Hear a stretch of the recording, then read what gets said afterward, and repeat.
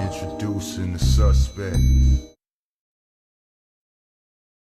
Brought to you by Unusual Suspect 6. Tap into all the shows. Real Conversations with KG. Is that right now? I'm at peace right now. You know, things get hectic as it gets closer to the fight. Okay. Do we got a fight?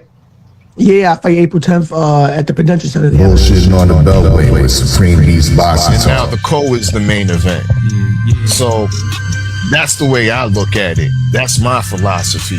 Trill Thursdays and Usual Suspect Sundays with hard hits. I'm talking about this really just about stacking this money, man. Getting on these singles, damn positive, you know what I'm saying? Putting it in their face by any means. Tales from the B-side with KG and TD. Needed to fill out additional paperwork to clarify. Yes, we did. Yes, we did. That is the paperwork that you see there. And Okay. Open Mic featuring you. You know, yeah, that was a close fight. You know, he got dropped a couple times, but I thought he We do not care. wow. Usual Suspect. You know, I'm not having it. Everybody's a suspect today. Title holder and still undefeated Gabriel El Capitan Maestre. How is that? And this gets done to by a bunch of cowards at ringside that never took a punch in their life. I'm sick of it.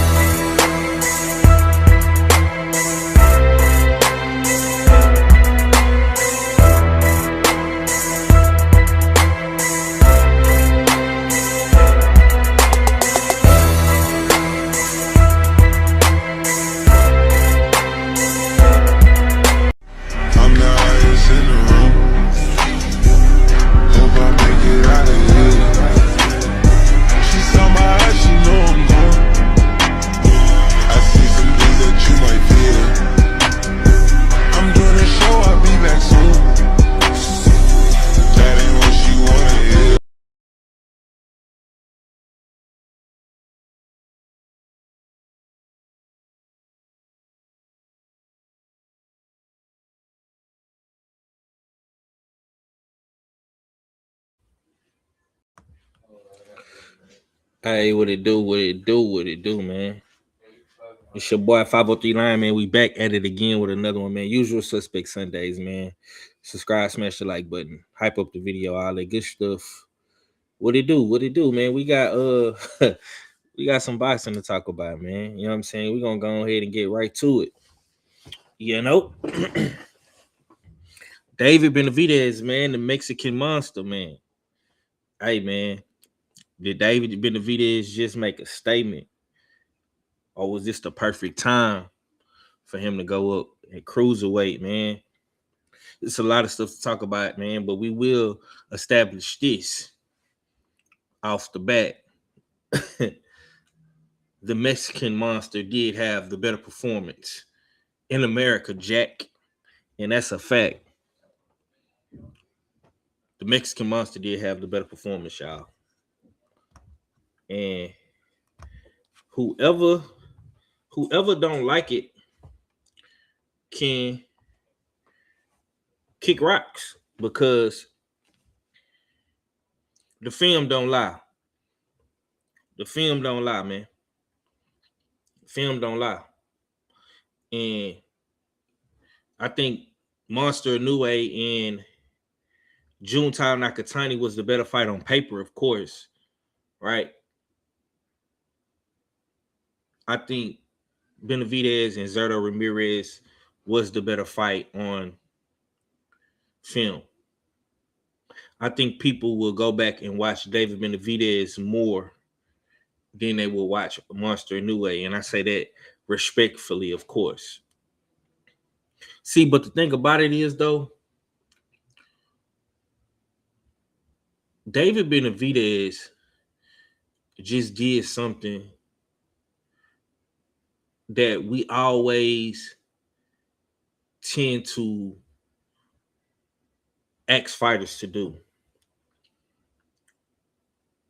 Bet on yourself. If this person don't want to fight you, go out there and make your own lane. Don't sit around and clout chase. Go get to it. Go get active. Move up and wait. Forget a rehydration clause. Forget this. Forget that. Just go get active. That's what David Benavidez did. He not sitting around waiting on Jay Opetaia. He not sitting around waiting on Bivol. He not sitting around waiting on Benavidez. He not sitting around waiting on Canelo. The man is getting to it. Fighting the best available opponent. What more can you ask for in a fighter? If you're a fight fan, man, and you're not satisfied with what David Benavidez has done, you just a hater at this point. You know what I'm saying? You just a hater. And I find it very, very funny, right? We always want to put these other fighters in the pressure cooker. We always want to cook these other fighters. You know, Shakur, Devin Haney, Tank, AJ. We always want to cook these fighters, right? Are we gonna cook Canelo for the duckery and the fuckery that he just pulled last night, or not? We're gonna talk about it though, man. You know what I'm saying? We're gonna talk about it today on Usual Suspect Sunday, man. I am your host, man, 503 Line. And we got an interesting show to get to today, man. Y'all subscribe, smash that like button, share that stream. Damn right, it's a Usual Suspect team. And we got our first Usual Suspect in the building. This guy right here, man, is the mad scientist. He is the creator of Shop Usual Suspect 6, the www.usualsuspect6.com. He is the creator of the Drizzip. He is the creator of the Fight Pool. And a lot of people like to call him the art fella. You know what I'm saying? But me, myself, personally, man, I like to call him the mad scientist, man, because he always in the lab cooking some shit up, man.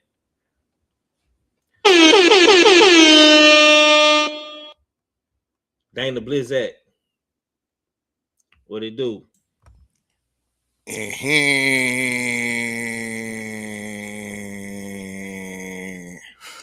What it do? What you saying? What it going? It's your favorite, yeah, your most hated all fella. Pull up with your usual suspect Sundays. So smash that like button, share that stream. Damn right. It's a usual suspect team. Salute to everybody pulling up in the chat.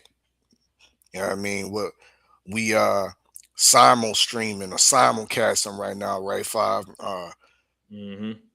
Smoke City Mobcast, salute. Everybody that's pulling up on Hard Hitter Sports and Entertainment, salute. Salute to the usual suspect 6. And of course, salute to the host with the most, Mr. Texas Drip, 503 line. You know what I mean? With the hardest, hottest boxing takes. Yes, indeed. Yes, indeed.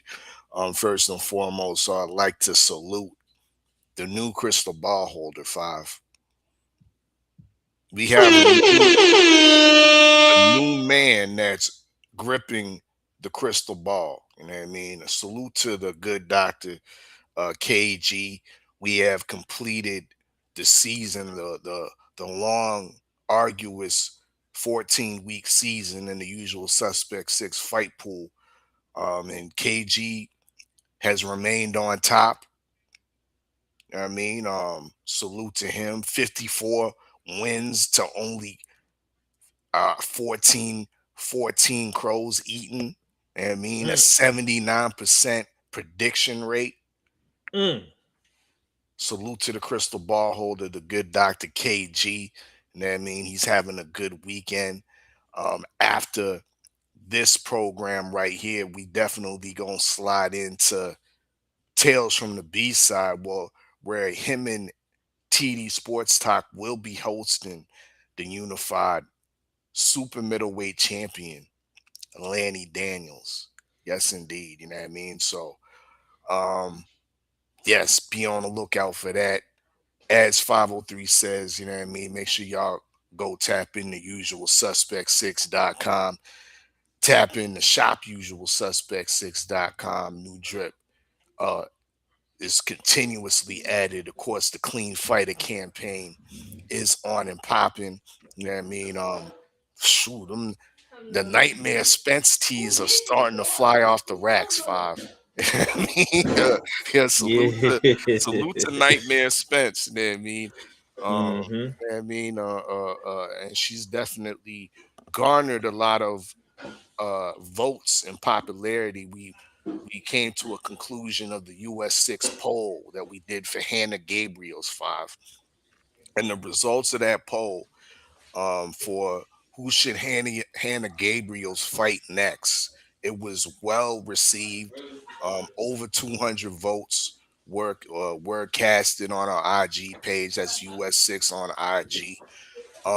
Clarissa Shields was the overwhelming winner with 85% of the votes. But salute to Natasha Spence. Nightmare Spence got 11%, easily shading O'Shea Jones. You know what I mean? But yeah, we gonna see what materializes, whether Natasha gets to fight with Hannah or possibly Lanny Daniels. We gonna see, but I digress. All right, man. Well, shit, you didn't already overly intro my boy up, man. I ain't gonna waste no more time, man. We gonna bring my boy right up in here, man. My boy KG, man. You know what I'm saying? The crystal ball holder, the winner, season 3, man. What's going down with it, big bro? How you feeling? Hey man, what that damn the champ is here shit on your soundboard? You're supposed to play that. How that champ? Yeah, you're supposed to have that playing. But nah, how the hell am I supposed to follow that, man? You know what I'm saying? Our fellas that came in here and I didn't even know he was gonna, you know what I'm saying, speak to me. You know what I'm saying? As far as that, he probably didn't even know I was backstage. I was sitting here just listening. I was like, damn. I said, damn. I was Yeah. already down. I had you, dog, because I ain't want to hear your ass if you ain't pull up. Bro, why ain't nobody say nothing about that? No, because I was and rightfully so, because I was like, hey man, ain't today my day? Why motherfuckers ain't say nothing? You know what I'm saying? But no man, I fell with his damn intro before he even got to me. I was like, I'm saying to myself, how am I supposed to follow that? I can't. Shout out to the dev chat, man. You know what I'm saying? On all streaming networks or your friend's phone or whoever's Wi-Fi you using. You know what I'm saying? We appreciate the support, man. So shout out to everybody that's here. Shout out to the fellas. I'm here for a short time, not a long time. You know what I'm saying? Okay. I gotta get back Yeah. out. I gotta do one more damn turn and then I'll be posted up preparing for later show. You know what I'm saying? I would, you know what I'm saying, appreciate everybody tapped in, man. You know what I'm saying? Over at US6 Sports and Entertainment Hub. Myself, you know what I'm saying, and my co-host TD from the Bronx. You know what I'm saying? We got I feel already said it, you know what I'm saying, super middleweight, unified super middleweight champion, Lanny Daniels. She gonna pull up and we're gonna chop it up for real, for real. Yes, sir. Yes, sir, man. Y'all be sure to pull up, man, on KG, the crystal ball holder, man. You know what I'm saying? US6 Sports and Entertainment Hub, man. Lonnie Daniels will be on the channel in just a few hours. Coming up real soon, right here on YouTube. All right, man. We ain't gonna waste no time, man. We ain't gonna waste no time. We already almost 20 minutes into the show. And y'all already know how they go, man.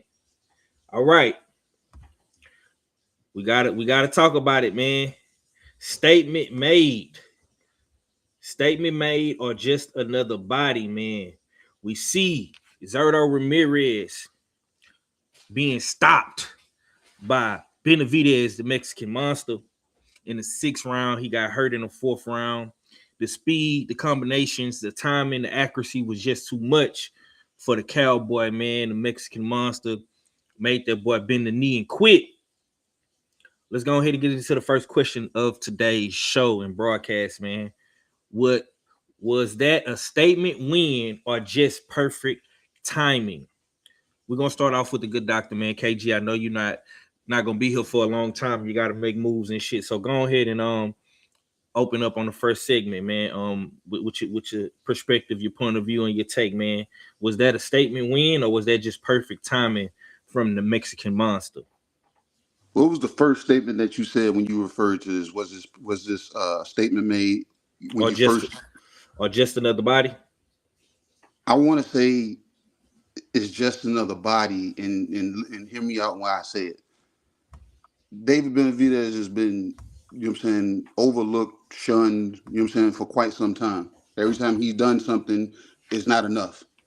It's not enough. You know what I'm saying? Especially when he was, you know what I'm saying, en route to chase Canelo. And you see how persistent he was. He was like, oh, you need me to do this? You need me to climb this mountain? Watch me do it. You know what I'm saying? He was doing pretty much any and everything that he could possibly do after he fucked up. You know what I'm saying? So he was like, I'm trying to do this. I'm trying to do this. And he was so hell-bent on that. And then when he got into his mind, he said, no, what? I should take my own path. You see how focused he can be. I think, you know what I'm saying, everybody that doubted him, I think is like it's an unwritten revenge list. Everybody that damn get in my way, you know what I'm saying? And the thing is, he's not shying away from too much of anything, you know what I'm saying? From, you know what I'm saying, as far as I know. If somebody says anything, he was like, hey, if y'all are saying he's the best, I want to fight him. He's, you know what I'm saying? But you see how they bring up the Canelo thing, and I think it's probably because of the convenience of the environment and that Canelo was in the building. You know what I'm saying? So, of course, somebody's going to ask him about it. He's not going back to no 168 pounds, and Canelo ain't going to meet him at no 75. We all know that. We know that. Based off of that night, how the fight went, nah. It's not going to happen that way, bro. You know what I'm saying? So, Canelo, he's going to steer clear away from him. He'd be lucky if he make it out of the Billy fight. You know what I'm saying? But as far as Dave, I think Dave, you know what I'm saying, he is driven. That his mind is like, it don't matter. And he's even expressed that I'm scared, but at the same time, I'm willing to face every fear to find out if I can, you know what I'm saying, to prove to myself that I can do it. I know that shit sounds like some damn storybook damn type shit, but that's the way his mind is driven. You know what I'm saying? I'm willing to get in here and fight whoever this guy is, and if he beats me, he beats me.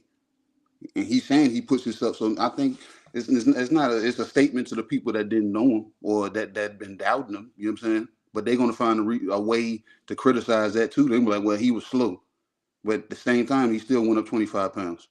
So no, I think it's just another body, and you know what I'm saying. Whoever's next is gonna catch damn Dave, or Dave gonna catch them, and he gonna keep pressing forward. Salute to my brother BLTB for always supporting and showing love. I heard BLTB say last night on his stream, I caught the tail end of his fight call stream, and he said that he believes nobody underneath the cruiserweight, from cruiserweight on down, nobody beats him. The only resistance David Benavidez will have will be at heavyweight. I can't always agree with that. Yeah, that was an interesting take from BFTB. Yeah. I just wanted to throw that out there for context, but okay, all fella, let me slide back to you, my guy. How do you feel about it, man? Was that a statement win or just perfect timing? Statement made or just another body on the resume for the Mexican Monster? How are you feeling about the win last night over Zurdo Ramirez from David Benavidez? This wasn't another body. You could possibly categorize Anthony Lyons in the camp yard as another body. I'm a man that's been through a plethora of wars and always came short at the championship level. Zurdo Ramirez was a little bit different, if not a little bit, a lot different. He was on a great roll, a great stretch, moving up from light heavyweight after he was defeated by Dimitri Bivol, going up to cruiserweight and unified champion. So that in itself is a statement for David Benavidez to move up in weight and fight a more than serviceable champion at cruiserweight. And we're not talking about a 4-pound weight elevation. We're talking about 25 pounds, from 175 to 200 pounds. That's the gap that David Benavidez was able to go to and exceed expectations. I was expecting a competitive fight, and what I saw was a pound for pound spectacular performance, a unveiling of a star, a superstar type performance. David Benavidez took, once again, a good to above average champion and made him look pedestrian. You know what I mean? And put him on the sidewalk for the hospital, for the ambulance, for them to pick up. You know what I mean? Because that eye was lost. Lost Wow. swollenness. You know what I mean? Ridiculous. It's rarely you see a man being able to throw 20 punch, 30 punch combinations. Like, you know what I mean? You know how you doing shadow boxing and you just doing the speed combos and whatnot? David Benavidez is able to apply that in the fight. You know what I mean? And low key, when you're doing that, a lot of times when you see that, you call it shoe shining, correct? Shoe shining usually doesn't amount to a lot of damage. It's flashy, you know what I mean? It will get you points if they're accurate, but it usually doesn't amount to a lot of damage. It doesn't usually lead to a knockout. Not with El Monstro. You get shoe shine by David Benavidez. You know what I mean? You getting put out. You're getting your orbital bone fractured straight up and down. So absolute spectacular performance, which deserves more than considerations to elevate him on my pound for pound list. In fact, Shakur Stevenson gets bumped down Nasty work. Nasty work. Nasty work, bro. Why Shakur got to get knocked down, bro? This fashion of beating. If we compare you the two, niggas find any way to hate on Shakur, nigga. Man. If we compare the two, 503. Listen here. If we compare the two, which was it's pretty much the same criteria. Shakur moved up in weight, you know what I mean, and fought the so-called or close to the number one or the number two guy at 140. He actually fought the number one guy, you know what I mean? Then David Benavidez moved up in weight, fought the number two guy, and look how he got rid of him in quick fashion. Zurdo never seen that before. Never seen that type of speed. 503. You see, even after 200 rounds. Nah, but Shakur did it more so. You know what I'm saying? You know, he did it more so defensively. Dave was on the offensive tip, so that does damn stand out. Yeah. Of course, it's going. It was a defensive virtuoso as well. That looks there, and look, everybody from the past that used to criticize Dave about his defense, saying he was Frankenstein and saying Roy Jones need to be nowhere near him. I saw a lot of flashes of what Roy has damn instilled in him. You know what I'm saying? The slipperiness. You know what I'm saying? Hands. You know what I'm saying? Hands may have been you synced it. You know Let me guess. He looked like Floyd Mayweather and James Toney with the shoulder roll. Let me guess. No. But Dave, look, you can tell everybody. You know what I'm saying? He's taking the criticism to heart, and everybody that said something about him, he has done his best. You know what I'm saying, to try to implement it while still trying to be himself with the high output. Because you see him framing with punches, holding his arm up. You know what I'm saying? Blocking, holding things off. So. Who you see do that? Bud used to do a lot of that. You know what I'm saying? Hold you up, boom, still punches. So he's still a student of the game. So everybody that's allowed this kid to get better in this time is like everybody is up. Like I said, what BFTB said, I don't agree with it because, like I said, he still, you know what I'm saying, when he gets hit, he still can get put on his heels, but nobody's been able to land that second punch. You see what I'm saying? But what if he comes across, lands him with that one punch that really damn puts him there on as Oddfellow would say, Queer Street. So that's the iffy part with him. But other than that, you can't dog with him. He gonna dog you the fuck out. Okay. Yeah, man. This to me, like I say, man, this was a statement win. I got no ill will towards Benavidez, man. You know what I'm saying? Because you proved me all the way wrong.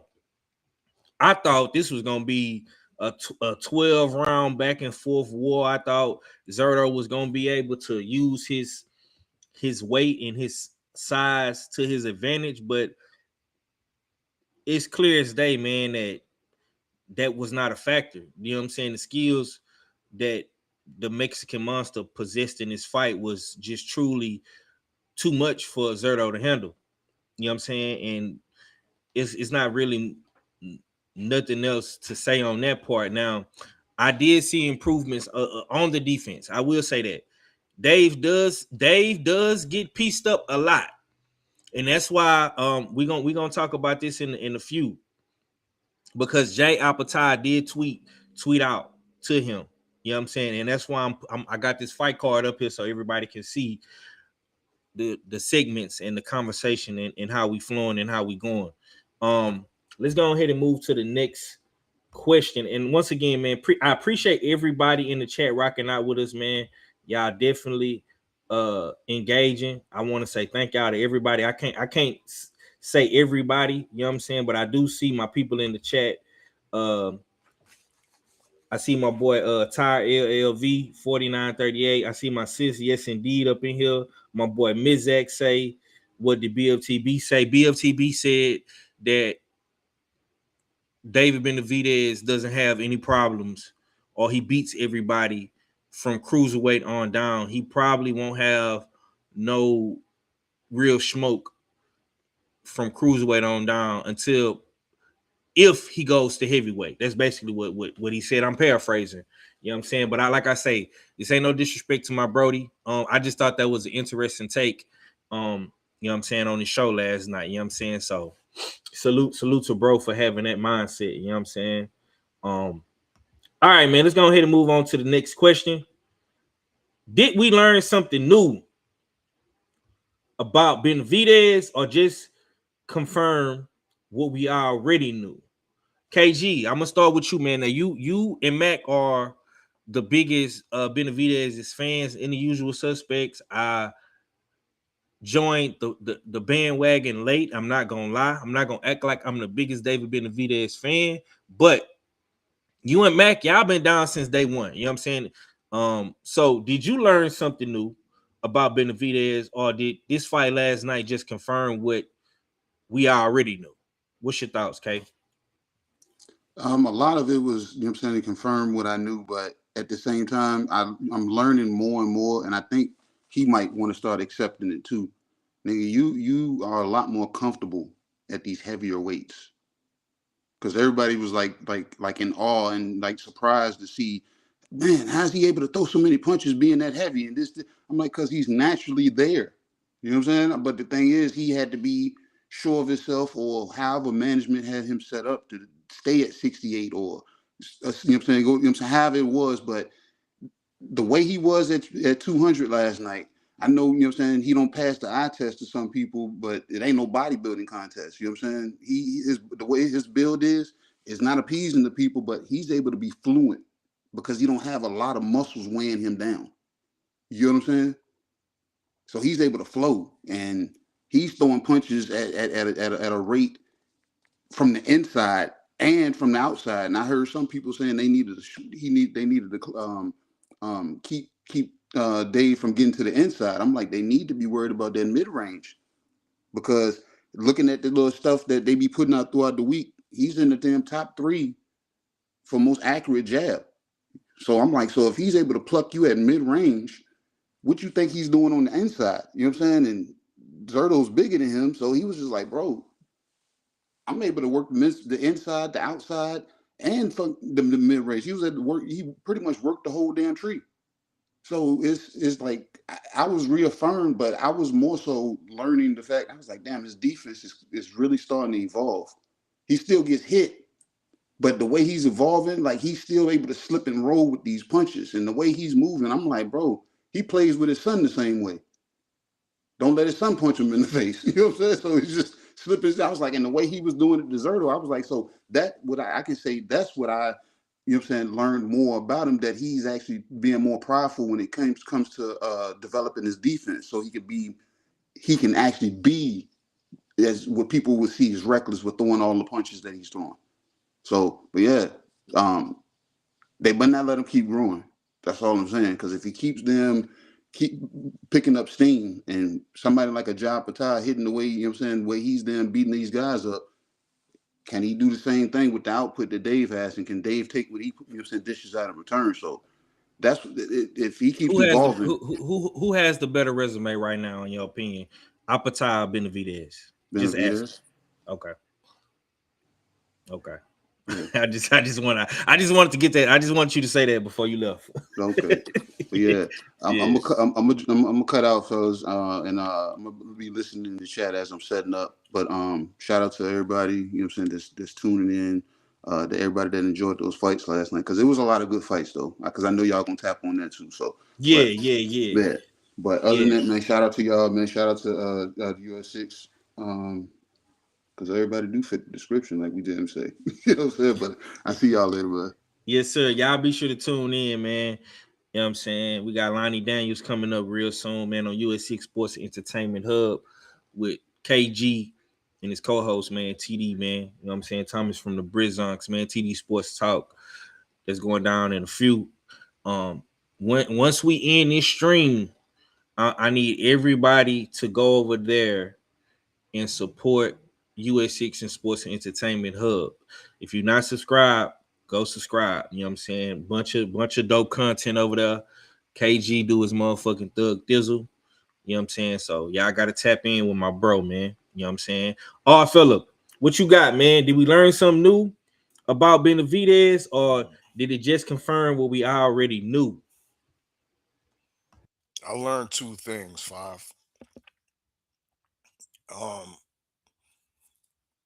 First off, shame on me for body shaming Dave. I was talking about up in the group chat. Yeah. Nigga had some loose meat. Pause. And all that shit really didn't matter at all. I learned that David can move up 25 pounds and even look more spectacular. Still maintain his hand speed, still maintain his gas tank, and ultimately maintain his composure when he's breaking his opponent down. You know what I mean? So we learned that. We learned that he's also officially a top pound for pound fighter. It was questionable. You had a lot of us thinking that he was on the bottom end of the pound for pound list.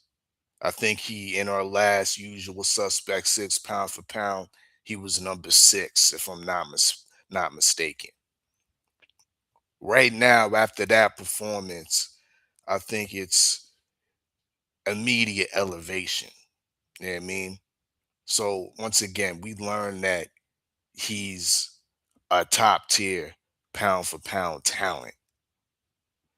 But on the negative side, I learned one thing about David Benavidez, that he's a corporate employee of the month. Yes.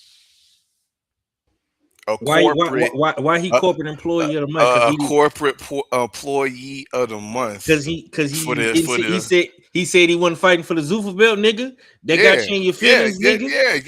It does got me. I know. I already know what it was. It does got me in my feelings because you showing your allegiance to the booger belt.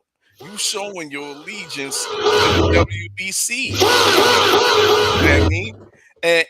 And what the fool doesn't understand, what he's misleading, where he's misleading the boxing and the casual boxing fan base is it's not about the Zuffa belt, David Benavidez. You know what I mean?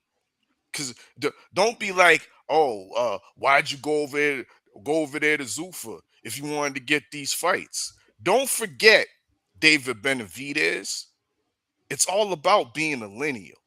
It's all about being the Ring Magazine champion, because you know what that signifies? That you're number one. What? So David Benavidez don't care about being number one no more? Okay, He just cares man. about You jumping ahead of the show, brother. Yeah, bro. Calm down. We gonna get to Jay Opetaia, man. We gonna get to him, man. I know you gotta put. Just saying. I know you gotta put your Zuffa cap on and represent for the guys. I get illustrating, Fob. I'm just illustrating the fact that David Benavidez is put on his corporate hat. He put on his corporate hat, talking that Zuffa junk when there's the real belt you're supposed to be going after. What's the real belt? The real status. The real status that you should be trying to acquire. Who is the man that cruiserweight? Was it Ramirez or was it Jai Opetaia? Bro, we had this conversation Thursday. Don't do this, bro. We had this conversation Friday. Thursday, bro. Come on now. Zurdo had 2 belts. And he had a better resume than Jay Opetaia, bro.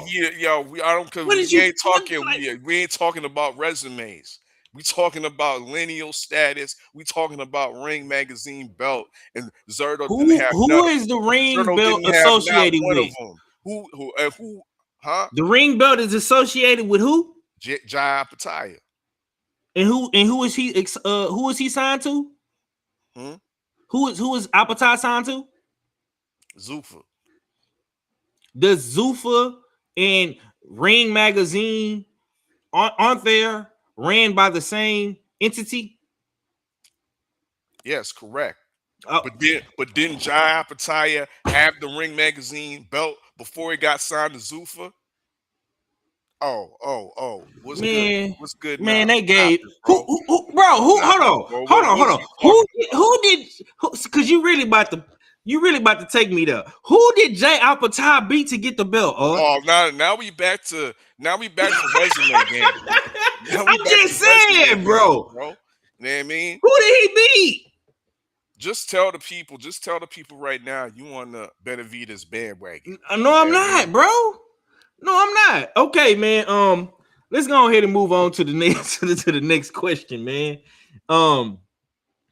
Is this win better than anything he did at 168, 175? Yes or no, and why? For me, I'm gonna say yeah. Just based off of the simple fact why me and my brother is having this debate, right? That tells you everything that you need to know. Because if people didn't care for real, they wouldn't be saying the things that they're saying, right? Going up to cruiserweight, 25 pounds, fighting arguably, some will say Zurdo was the best, right? No, the who? Some will say he find was me the those, best. Find me those You're not gonna idiots, say bro. he was the best Find me those because idiots who the best. Please, somebody in the chat out there. Somebody in the chat, please put it in the chat. On paper, nigga, Zurdo was the best, nigga. Get over it. I'm with you all the way 100,000%, Shaw. This nigga need to get over it, man. Everybody ain't fucking with Zuffa, man. You know what I'm saying? This was the best win. Ain't about Zuffa. This was the best win that David Benavidez has had in his career. Once again. And David Benavidez got a lot of good names on the resume. Caleb Plant, Boo Boo Andrade, David Morrell, Anthony Yard, Andre Durrell, the dog Durrell. He got some decent names on the resume, right? So to go up another notch, go up in weight, and fight one of the best guys in the weight, 1A, 1B, whatever you want to label Zurdo Ramirez. We'll label him number 2, my nigga. Let's not stretch. All right, man. Hold on. Cause I fell on his bullshit, man. I need some backup, man, to get this nigga in his place, man. We got our third usual suspect in the building, man. Who put this shit together, man? You know what I'm talking about? My sparring partner. His favorite sparring partner, man. Finna come put this nigga in his motherfucking place, man. We got Mac in the motherfucking building, man. Stay ready, Mac, man. Hold on, let me bring my mans up here, man. Hold up. What go Mac, down? what he do? I gotta come in. I'm over here grocery shopping. Just got through doing a hell of an interview with Shakur Stevenson, and then I hear some bullshit over Zuffa. Nigga, I don't like Zuffa. Like I like the premise of Zuffa, but the shit that they pulling, they just as crooked as the rest of these motherfuckers. And you want this nigga to go over here and fight somebody who don't, nigga, his best win was Meredith Breeders after he lost to Usyk.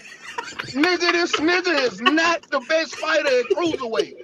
The nigga got lucky and got the fucking ring against the person that got the ring. Nigga, the nigga is not the best fighter at cruiserweight. Hey, don't give me the eye test. I don't even want to hear the eye test shit. I get tired of that eye test shit. Nigga, because that's why everybody think Boot's gonna beat Xander. It's because of the eye test. Nigga, he got power and this nigga got tired versus Brandon Glanton. Oh man. Reaching, and then bro. David Benavidez. I heard 2 reaches already. Him out. Then David Benavidez called him out in the pros conference at the end. So don't give me he acting like the corporate dude. He called the nigga out. Nah. Check that. Jai Opetaia called the nigga out. No, go watch the nigga post. And now he complaining. Now he playing corporate games talking about, oh, why he had to go over there to Zuffa if he wanted to make these fights. Stop it, nigga. You It's can the still make the truth. fight. And what you talking about Zuffa for, when you should be focused on being the lineal champ and the Ring Magazine champ, because it's the man who beats the man, and Opetaia is the So man. let me ask you something. Is Zuffa a boxing league or are they a promotional company? As of right now, they're a promotional company. If they got to promote 503. Have we seen a Zuffa ranking yet? but you seen somebody get a Zuffa belt?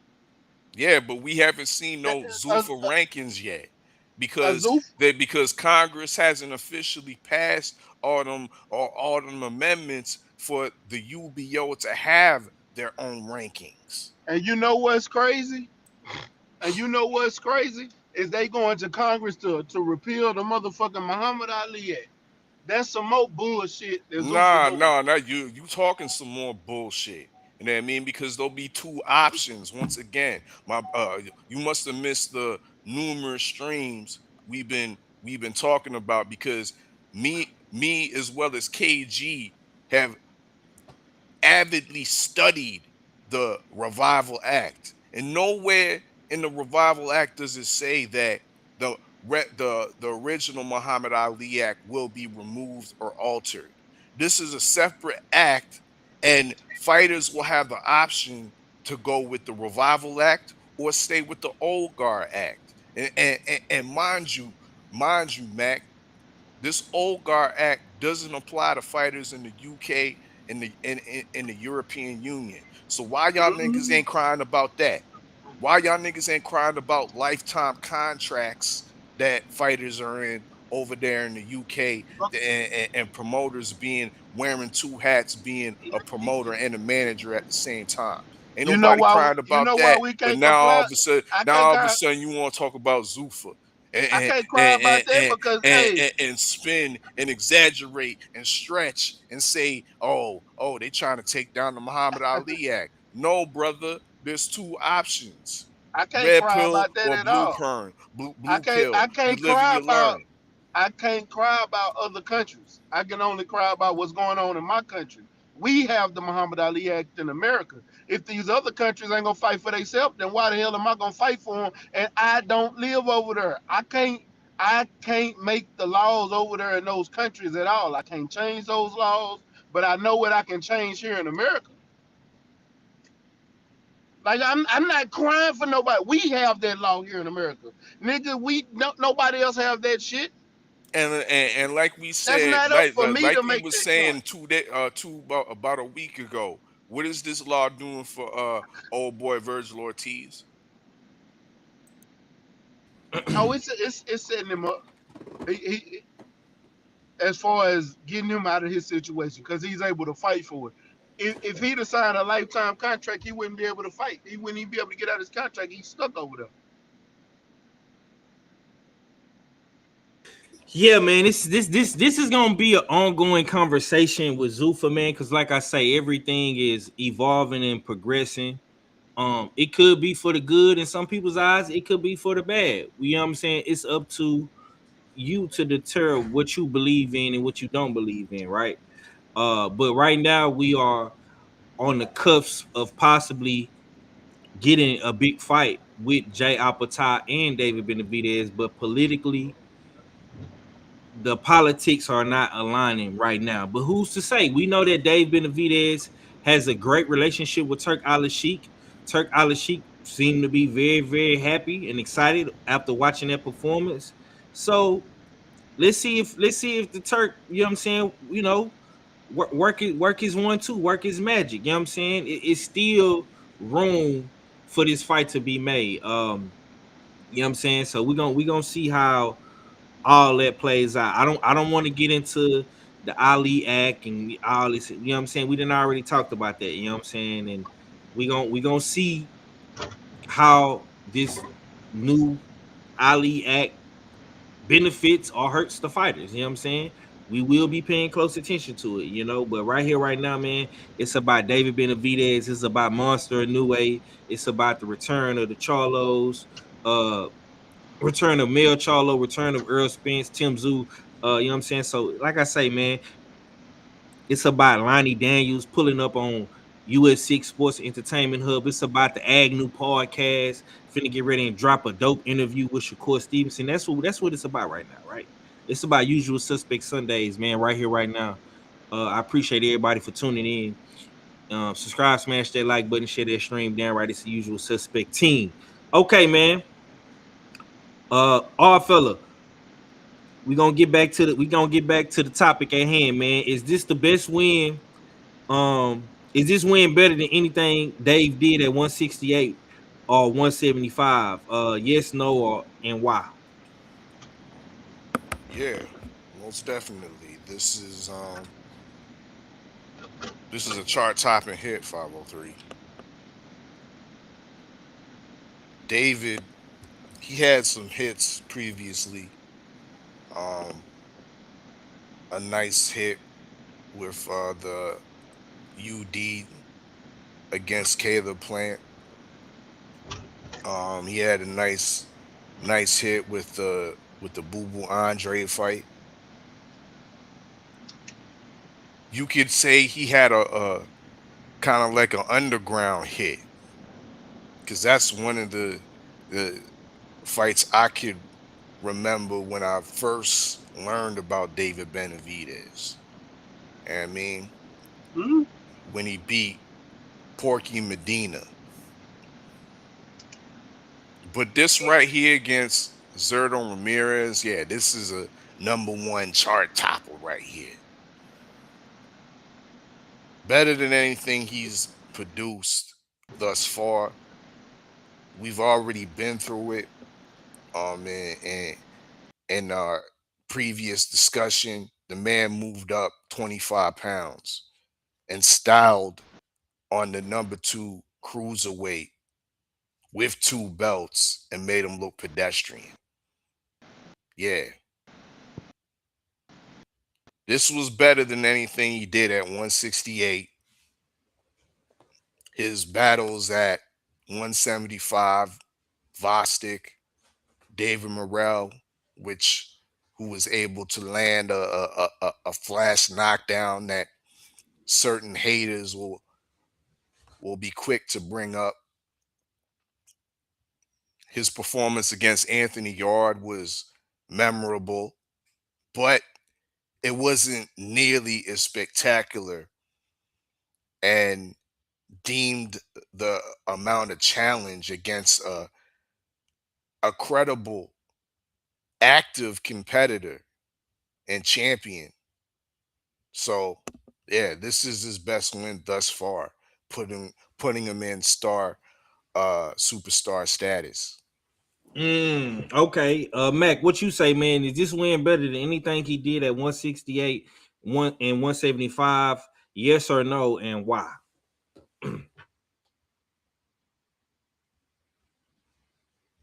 Oh shit, Mac, you there?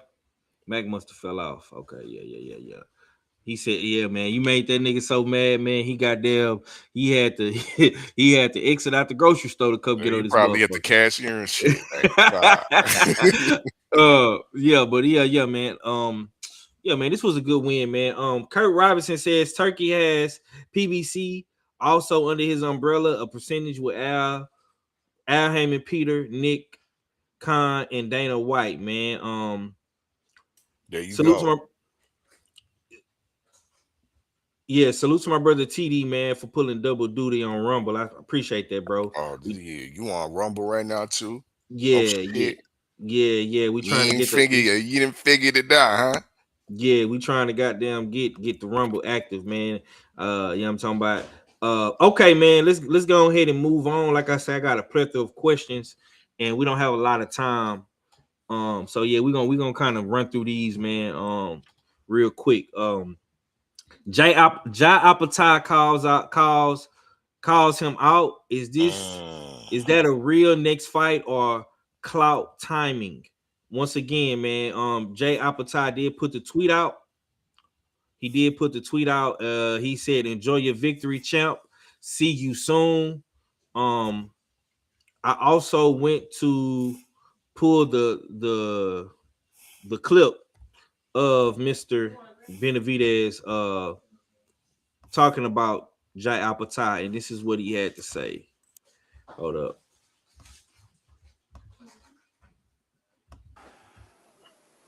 How important is it for you to get a chance to fight him without all the red tape in the way? I mean, I think that's the biggest fight in the world, especially at this weight division. You know, and that's definitely a fight I want. Like I said, I'm not scared of nobody. This is Monstro's world. And if he wants to get that fight, we get that fight. I don't know why he went to Zuffa. We could have made this fight right after this one. You know, but now I don't know if he got stripped by the IBF or what it is. You know, I'm not going to go over there and fight for a Zuffa title. But I mean, I don't know. I mean, I think that would be a great fight to make in the future. And I mean, I respect Jai Opetaia a lot. He's a great fighter. And I think he has to come back over here to make these fights happen because, you know, we can't make no fights in Zuffa. So that's what I wanted to secondarily ask was that, do you feel like fighters are losing their power by going over to Zuffa? I think that, I mean, yeah, I think they definitely are losing the power. I mean, it's just a lot of politics in that. You know, I think Dana White has showed that he doesn't want to do fights with PBC, DAZN. And I don't want to even feel like, I don't want to sound like I'm disrespecting him, but that's just what it looks like from the outside. If we could come to an agreement and make a big fight, let's do it. Jai Opetaia. Yeah. How important is it? Hey, let's go ahead and pause it right there, man. If y'all haven't seen the clip, man, you just heard it right here live and direct, man, on Usual Suspect Sundays, man. Yeah, man. So Dave had a lot to say, man. All fella, what's your take, man? How you feeling about this?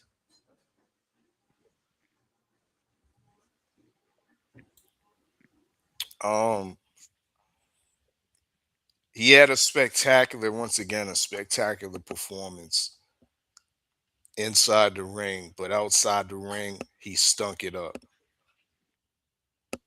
Outside the ring, he straight stunk it up. You know what I mean? With those comments, because he admittedly said himself in that audio clip that this is the biggest fight in the world in the within the cruiserweight division. But why would I want to go over there to fight for that Zuffa belt? Well, once again, my brother, you're not going over there to fight for the Zuffa belt. You're going over there to fight for the #1 status. You're going over there to fight for linealship. You're going over there to fight for that Ring Magazine belt that is currently possessed by Jai Opetaia. It's the man that beats the man. You know what I mean? So don't tell me about why would I go over there to Zuffa. Secondly, ain't nobody asking you to go over to the league, the so-called league that Zuffa's putting together.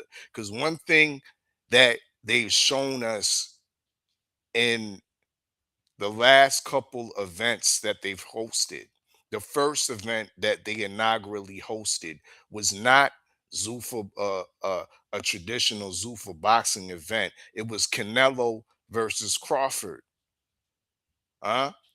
Another boxing event that wasn't a traditional Zuffa boxing event was Fury versus Makhmudov, featuring Conor Ben versus Regis Prograis on the co-main.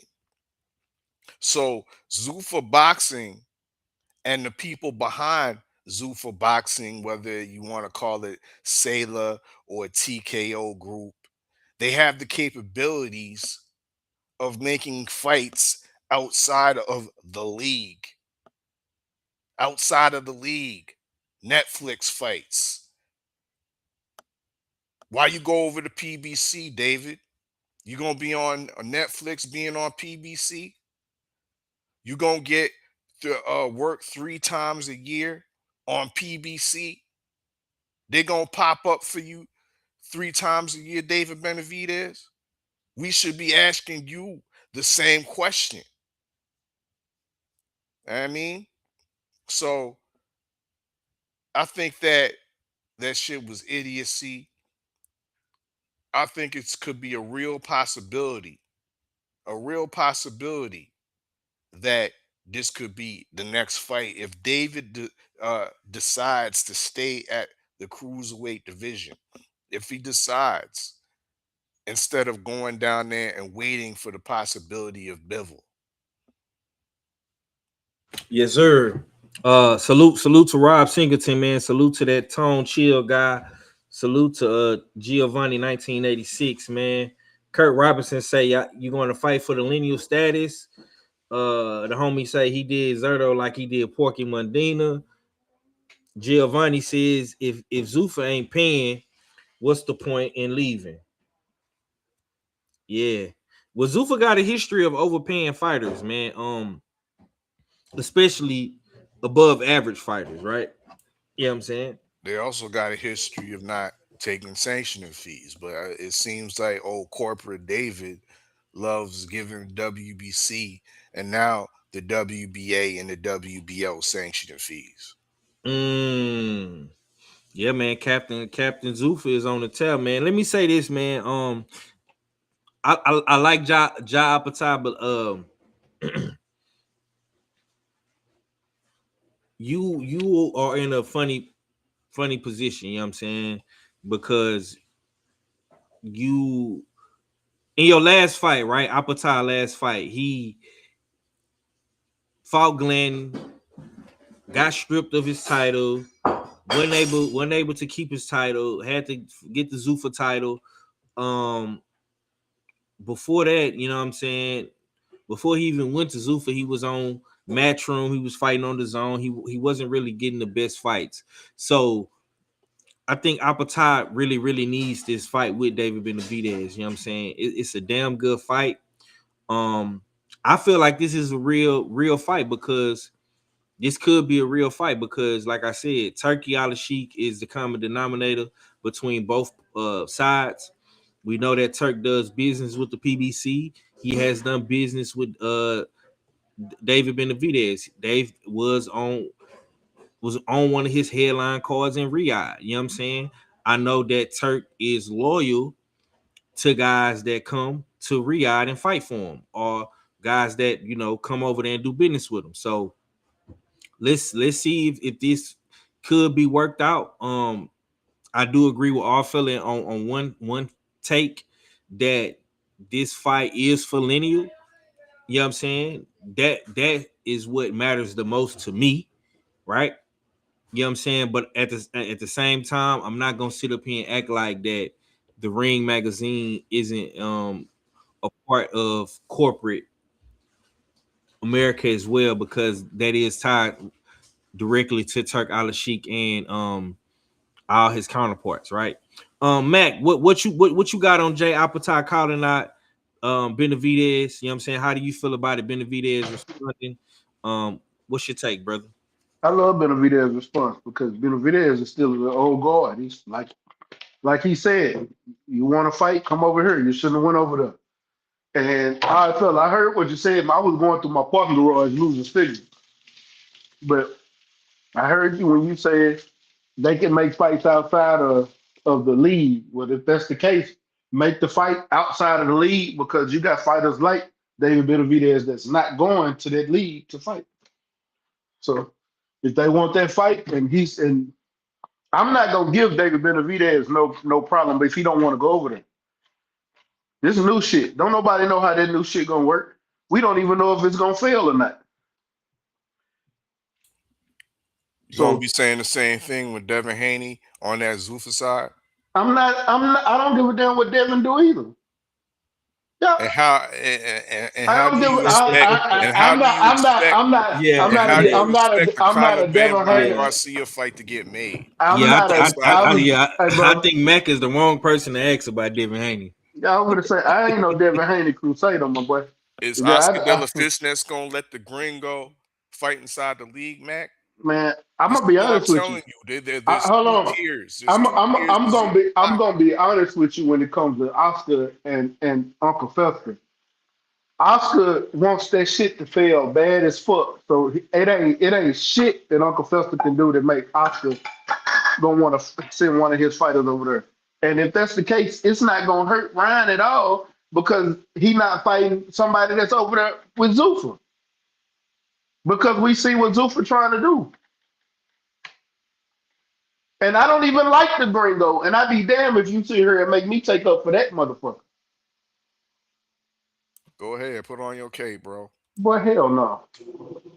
Oh, fella, you got the biggest cape on of them all, man. You're Right Captain now. Zuffa, nigga. Nigga, you're soaring over these boxing skies, nigga, trying to convince everybody to be down with go to Zuffa, nigga. Zuffa. Nah, pause. Pause. 'Cause you're talking some gay shit right now, Five. Talking some gay shit. Before y'all niggas was calling me Captain Zuffa, I was Captain Lineal. Huh? And that's who I remain as. Captain Lineal. Okay. Yeah. Okay.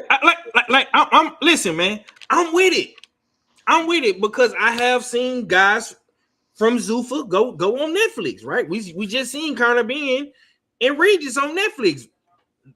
The Agnew podcast, Mac, Val, said Q, they had Regis on they platform, right? So we seen it. So Benavidez and Opetaia can't goddamn get on Netflix, nigga.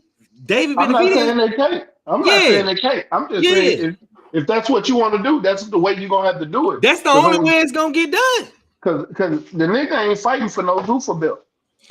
And I'll say I would go as far as to say shit. I think if Devin Haney come over there, I think shit Devin Haney would want to be on Netflix. Shit, we know Dev about that bag, so why not? You put the whole point of Devin going to Zuffa. Yeah, so you know what I'm saying?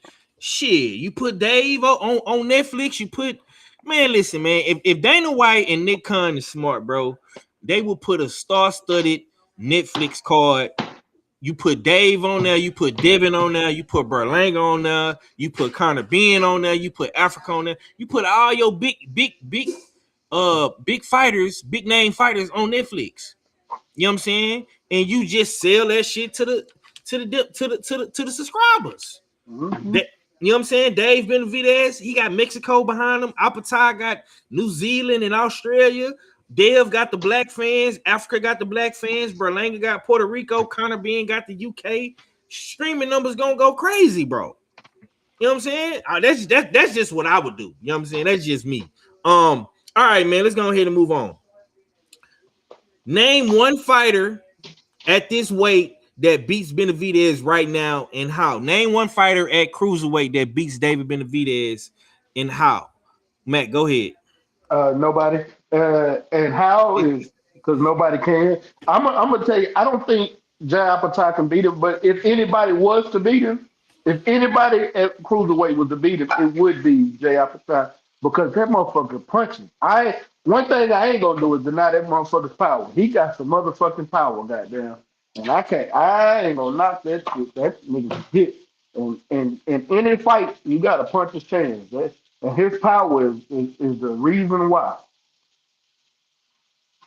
It ain't serious.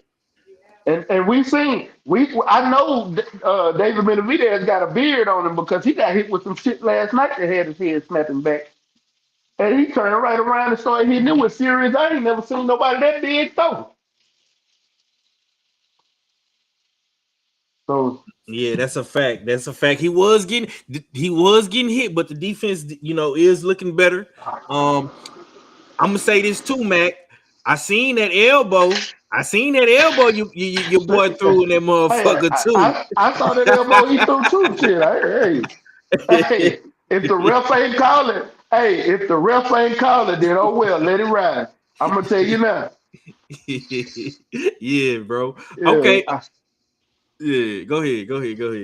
No, I was just saying shit. I can't sit there and say that the ref should have called that shit. But that ain't why he took that knee. That elbow ain't got nothing to do with that orbital bone. That orbital bone gone. Cause that elbow ain't have nothing. That boy was getting hit that boy was getting shoe shine, man. With indeed. Shit. Yeah, man. Fella, man. Name one fighter at this weight that beats Benavidez right now, and how? Jai Opetaia. Okay. Jai Opetaia is levels above what Zurdo Ramirez was bringing to the table, other than the fact that he had 2 belts. Because inside the ring, Jai Opetaia is the most powerful puncher in the cruiserweight division. And it's not stationary power, 503. He has mobile power, power in motion. So Jai Opetaia can utilize his footwork, dip in between mid-range and long range on his back foot, and still be able to land one punch knockout execution style power. You know what I mean? Footwork is on a way higher level than Zurdo Ramirez. We're talking about.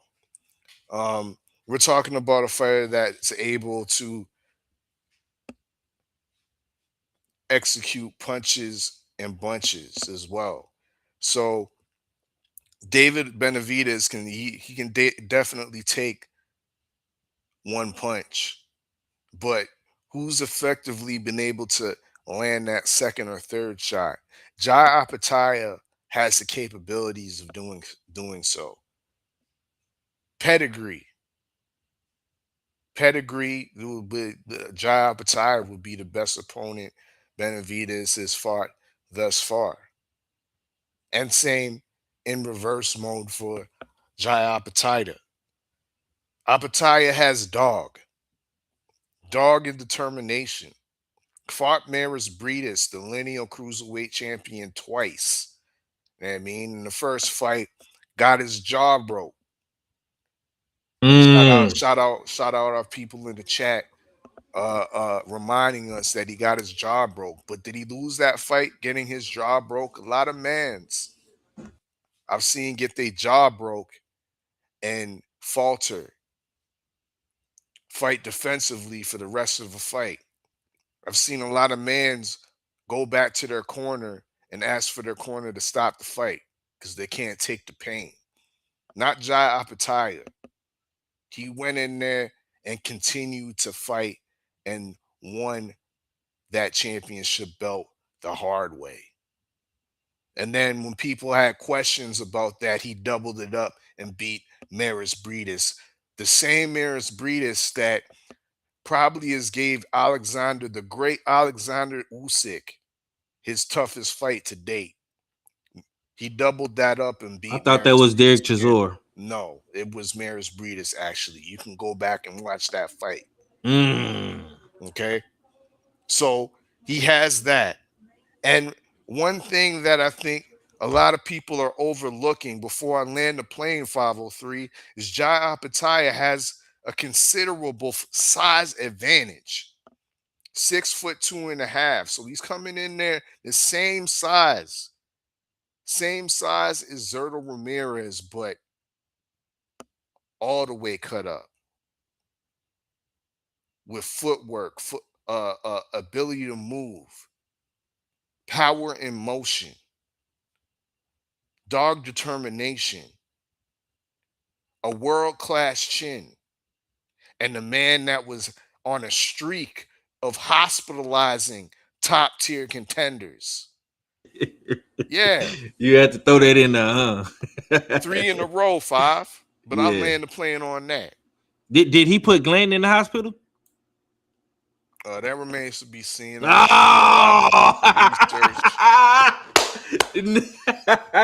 No, sir, he did not put Glenn in the hospital, man. Fuck out of here, boy. Look, ain't nobody beating David Benavidez, bro. And the reason why is because stylistically, right? Everybody thinks that Jai Opetaia is that guy. School. My brother Arfella is making a strong, valid case for Opetaia. I'm cool with that, right? But see,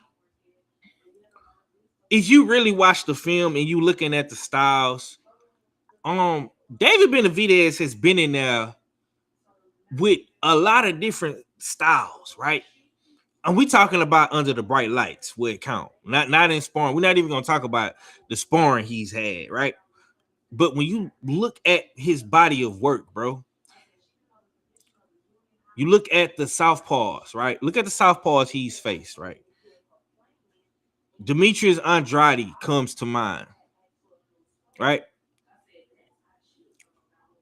David Morrell, boxers, movers, guys with great footwork, like how my brother Arthur is alluding to. Caleb Plant, another one. I think Caleb Plant probably gave Benavidez the toughest fight out of everybody, right?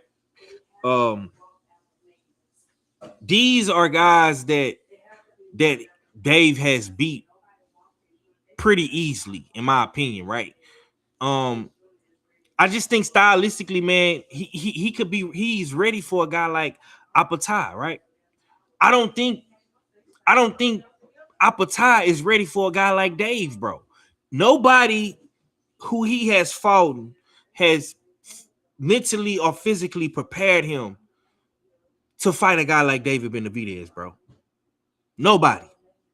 And see, that's the thing about these European guys or these guys in Australia. When they come to America, bro, and they fight these American guys that have seen every style, because everybody comes to America to get the sauce, to get the script, to get the playbook.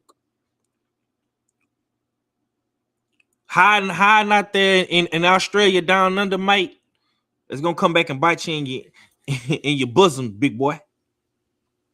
Mark so my now, words. So now we clowning on because he from down under. I'm clowning him. I'm clowning him because he has hid out down under. He ain't like Boy Wonder. He ain't like Cambosis. Cambosis came to America, Jack, and got it on.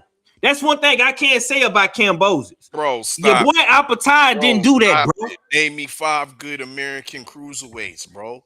Acting like cruiserweights live in America. It's not. It doesn't go down like that. It don't. But Zurdo was the number 2. Thank you for confirming that. I'm just saying, bro. No. America, you in America right now? North America, South America. Zurdo is from America. He's from Central America. That's a fact. Who am I confirming? I'm just saying, no, man. You confirming that he number 2. I'm just saying though, bro. Like, I like Opetaia. I think Opetaia is a damn good fighter, bro. But him, bro, if you go back and watch him, bro, I only remember him fighting in Australia, gang, or New Zealand, or what, whatever city, wherever region he from, bro. When he was with Eddie Hearn, that's what Eddie Hearn had him on, bro. He had him in that region. You know what I'm saying? Fighting out there, bro. He didn't go nowhere and get it on. Why do we love Usyk so much? Because Usyk was the ultimate road warrior, bro. Usyk went everywhere and got it on from the Ukraine, bro. He fought everybody. You know what I'm saying? Like I said with Cambosis, bro. Cambosis was a road warrior, bro. He came to America. He went to the UK. Cambosis did that. I can't take nothing away from that, bro. Even Lomachenko. You know what I'm saying? Lomachenko was a road warrior. Came to New York. You know what I'm saying? He went to the UK. Like, Loma did the same thing. Earl Spence, Devin Haney, bro. The list goes on and on and on, bro. You know what I'm saying? Earl Spence finna have to go down under and fight Tim Tszyu to revive his career. You feel me? Like, why Opetaia can't do that? Where's Opetaia's next fight gonna be, 5? In America. Okay, what we talking about then, bro? Where was his last fight? In America. Okay, what we talking about, bro? Bro, you trying to hold Eddie Hearn against him, bro. Bro, he just now in his first fight with Zuffa fought in America, bro. And when he fought in America, bro, let's just keep it real. He fought Brandon Gladden, bro. Is Glenn not a top 10 cruiserweight? But is he Zurdo? Hell no. Was Zurdo accepting applications at the time? Now you got to be accepting applications. Yeah, Zurdo wasn't receiving no I calls, see, bro. bro. I can't do this with you, bro. I can't. So I can't nobody do this trying to with fight you, the bro. Nigerian nightmare. And let me say this too. Why if the cruiserweight division was so trash, why didn't Jay Opetaia go down in weight or go up in weight and fight better competition? He too big for pause. He not too big for heavyweight. He says he has aspirations for heavyweight. Why you I'm niggas gonna gotta rush him? need you to get to pause, but all these fantasy questions, bro. Y'all niggas need a pause on yourself. no, I'm talking about 503 need to get a pause, but Nah, nigga, yo, the Agnew podcast need a pause button, nigga, because your boy was over there wilding. Hey, we got a pause button. He just never use it. Okay. All right, man. Man, we gotta hurry up, bro. Real quick, man. I'm finna have to jump off because I'm about to. I'm finna start cooking. Yeah, okay, bro. Real quick, does this performance alone put him pound for pound on the top 6 usual suspects list? Do he need one more elite opponent name? No, he's pound for pound. He's number 5. Number 1, Usyk. Number 2, Inoue. Number 3, Shakur. Number 4, Bam. Number 5, David Benavidez. Just like that. Just like that. Just like that. You've been drinking because you just said Usyk. Ain't he a heavyweight, bro? What, you going against you going against your no. Hold on. No, I'm not. I'm gonna tell you why I'm not. I still feel like Usyk is the baddest man on the planet, but nobody gonna let me live not having him on number 1 or number 2 because he went from cruiserweight and then went to heavyweight. He the baddest man on the planet. Everybody is trying to be him. That's why I don't put him there. And if it's up to me, it'll be Inoue, Shakur, Bam. Then I'd have David Benavidez, and then I have Bivol. That would be my top 5. And June, don't forget, June Tao just lost. He was number 7, so he's out of there. You got Berturbia. He's been hurt. He hasn't fought since the Bivol fight. It's time to get him up out of there. Bivol is hurt. He ain't fought in a minute. It's time to get him up out of there. Yeah, man, we got to work on our updated pound for pound list, man. This shit is getting out. Dana Blizzak, man, we need a new pound for pound list, man. This shit is getting out of hand. We working. And we work. Bitch, y'all two niggas need to submit your female pound for pound. Okay. Okay. I got you, bro. I got you. Okay. I'm gonna get up out of here. I'm gonna fuck with y'all. This was a great show, bro. Sorry I came late and I gotta leave early. Nah, it's all good, bro. It's all good, man. Let the people know when that Shakur interview dropping, gang.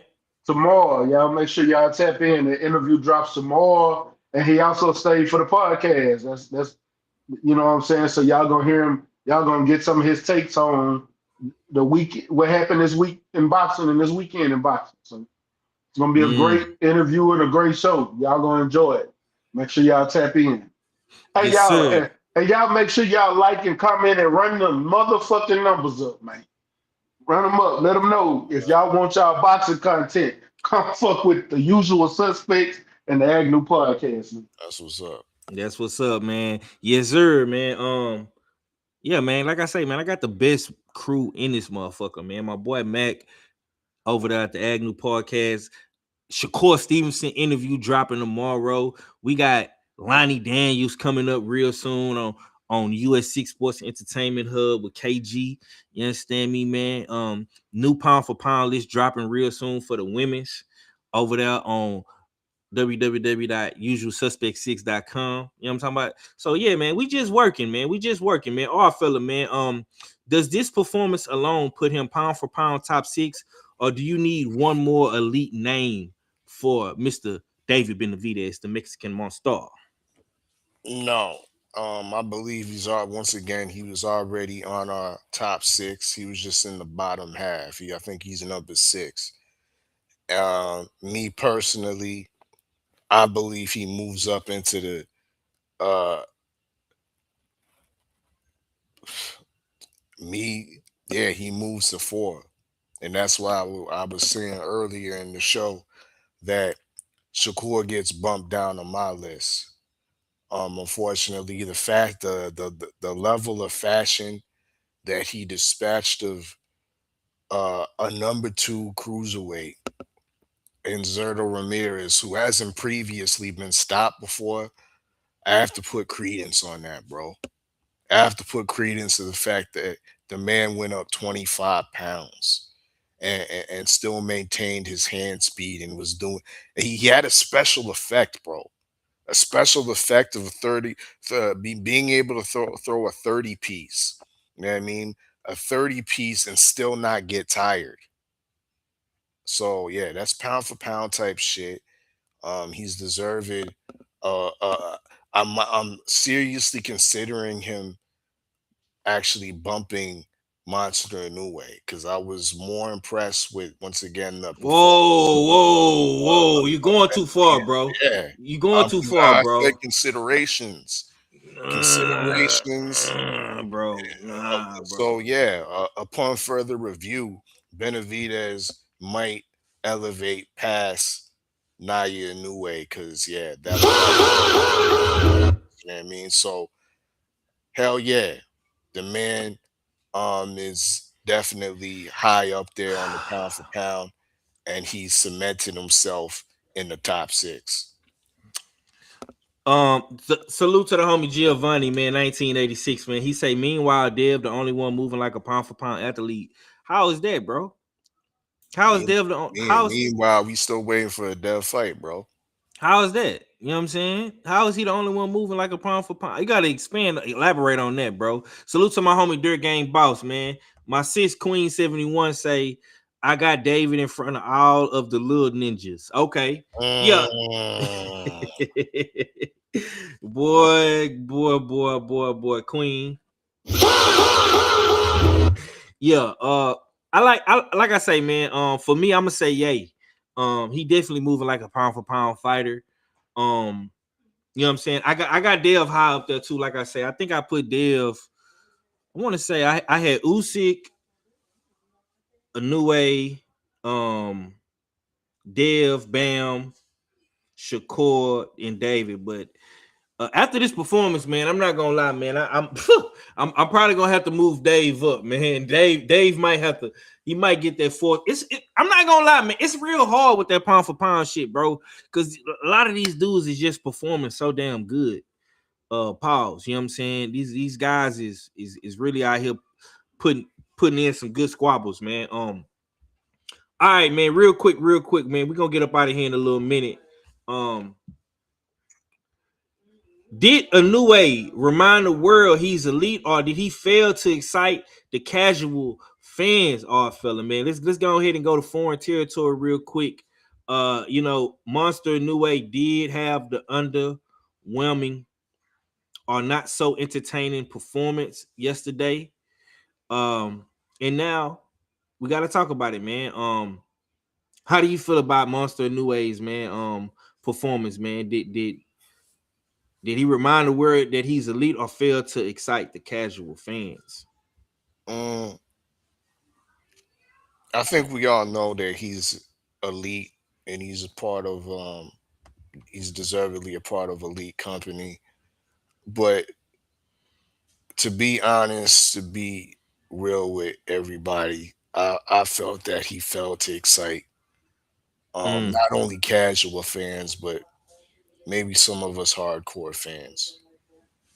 Because me as I guess a quote unquote hardcore fan, I was expecting more of a Japanese kamikaze style of fight where there would be more rapid fire exchanges, um, more blood and guts in result of punches being landed, not from due to the result of headbutts and whatnot.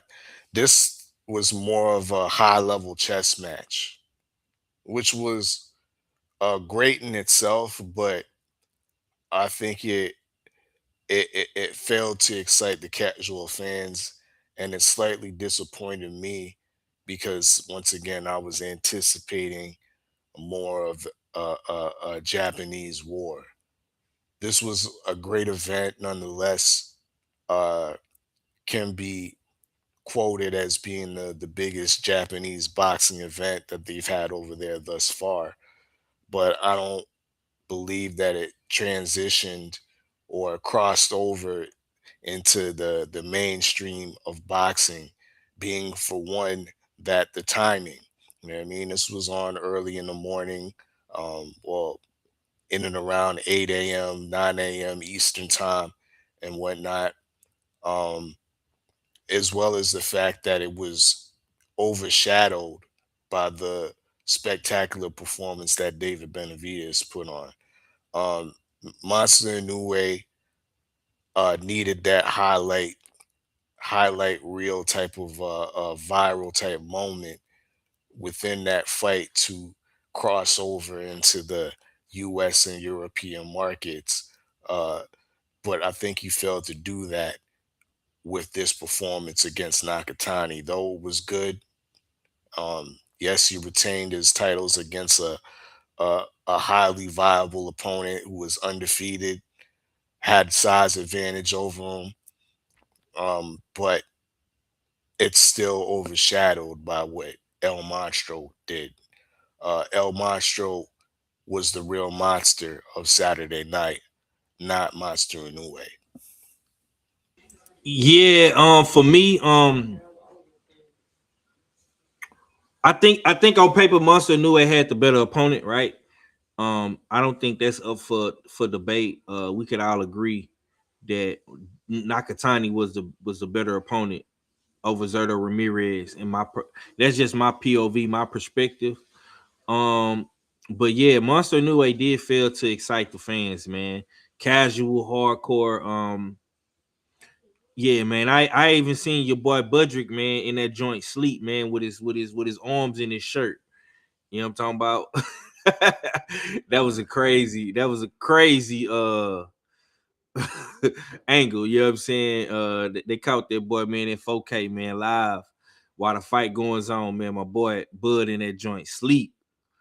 But they ain't gonna talk about that though. The boy was, and I don't think that was no staged acting. You know, that wasn't scripted. My boy was really in that joint sleep. You feel me? But see, y'all see, but Nigga see, got jet lag, bro. yeah. You know what I'm saying? But see, they like to, you know, label these, black fighters boring and not entertaining. You know what I'm saying? Um, if you really go back and you really rewatch the fight, which I rewatched the fight this morning. It was a good fight, man. June Tile got hit with some shit. You know what I'm saying? It's being reported that June Tile broke his orbital, got his orbital bone broke as well. You know what I'm saying? So Monster Inoue was hitting him with some shit. I just I just think that Monster Inoue wasn't Check the raps. yeah. Yeah. I just think that Monster Inoue wasn't as confident and cocky as Benavidez was with his punches. You know what I'm saying? I think Monster Inoue fought a little cautious. He didn't get as reckless as we would want him to get. You know what I'm saying? Because I think Nakatani, he had that shit that could put him out. You know what I'm saying? So he was very, very cautious in that fight. You know what I'm saying? So yeah, we're gonna see how Monster Inoue move forward.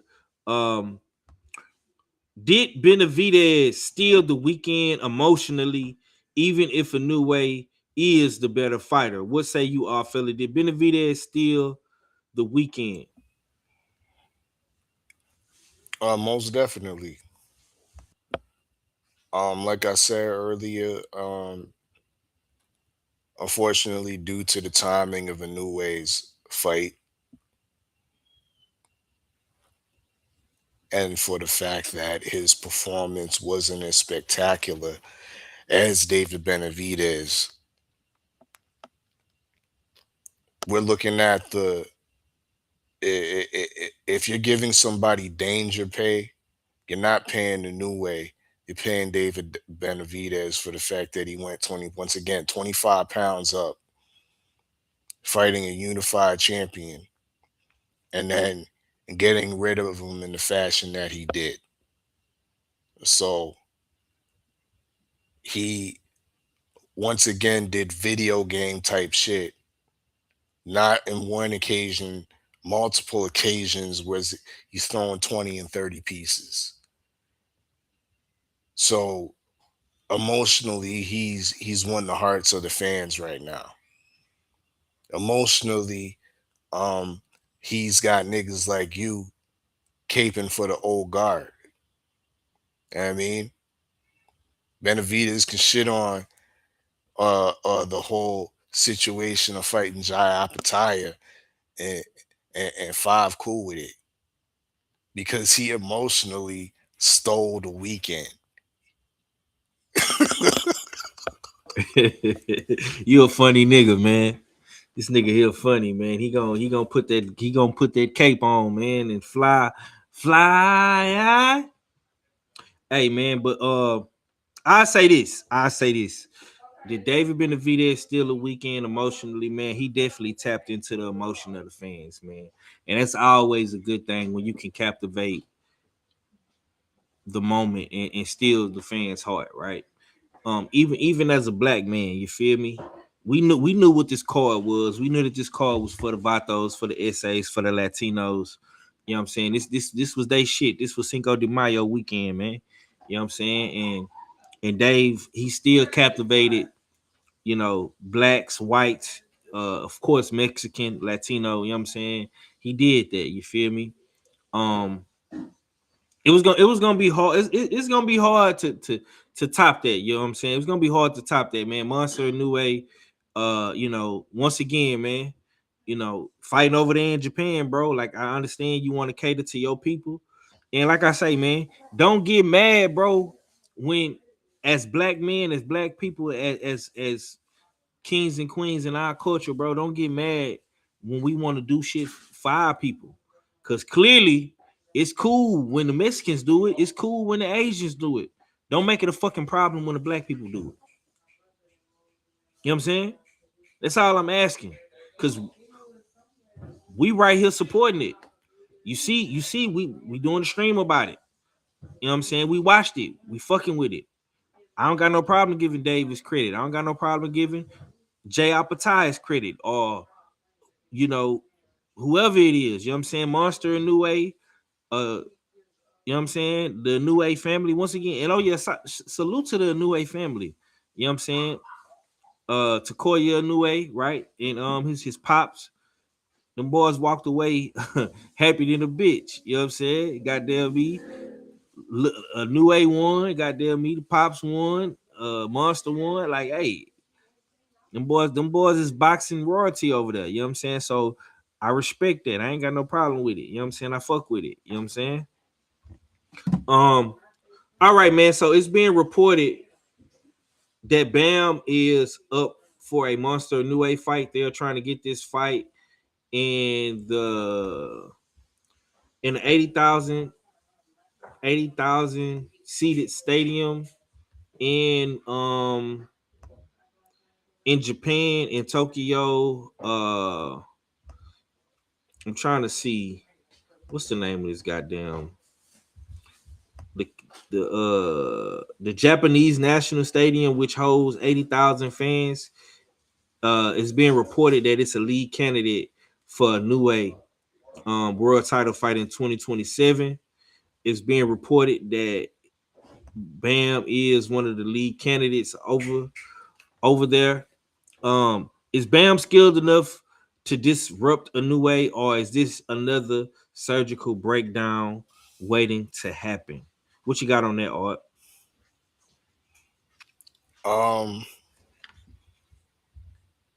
No, I think Bam's definitely skilled enough and young enough to give Inoue possibly his first loss. In preparation to this potential fight, he's also moving up in weight to secure another belt the fighter that the champion that he's fighting escapes my mind right now, but um, I think this could be in lead up to this fight. I know some of the brothers in the chat are saying that this fight should be in Vegas, but you got to take that up with OG Turkey Johnson, because OG Turkey Johnson is, I think, the main financer behind this fight right here. Of course, Monster Inoue is a ring ambassador, a Riyadh season ambassador at that, as well as Bam. So it's likely, once again, that the reports are strong that this fight will be made in Japan at that national stadium, and it is deserving of 80, 90,000, whatever that capacity is. This fight would sell out over there. Unfortunate for us, we're gonna have to deal with having to watch this fight in the morning at 8 a.m., 9 a.m. Eastern time, which is not the flex. So, as far as in the ring goes, like I said, Five earlier, I think Bam has the ability, the youth, and might be getting Naya Inoue on a little bit of a slide. Not that he's taking a lot of steps back, but maybe he's plateaued. I mean, we haven't seen the